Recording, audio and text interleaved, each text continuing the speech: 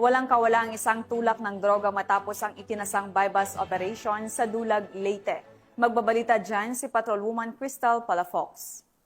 Doon ng mga otoridad ang isang grade-level individual si kinasang bypass operation sa Barangay Rizal, Dulag, Leyte. Bandang alas 6:55 ng gabi, nang ikasang operasyon ng mga tauhan ng Dulag Municipal Police Station, Station Drug Enforcement Unit, Leyte Provincial Drug Enforcement Unit, Regional Intelligence Unit 8, City Intelligence Team Tacloban at Leyte Provincial Intelligence Unit sa koordinasyon sa Philippine Drug Enforcement Agency 8. Nakumpiska sa suspek ang 5 pakete ng hininalang shabu na may tinatayang timbang na 5.16 na gramo na nagkakalaga ng 35,088 pesos, isang 500 peso bill na ginamit bilang bypass money at isang plastic canister. Maharap ang suspek sa kasong paglabag sa RA 9165 o Comprehensive Dangerous Drugs Act of 2002. Patuloy na pinaiigting ng pambansang pulisya katuwang ang iba pang ahensya ng gobyerno ang kampanya laban sa ilegal na droga at iba pang uri ng krimen upang matiyak ang kaligtasan at seguridad ng mamamayan tungo sa mas ligtas at drug-free na lipunan.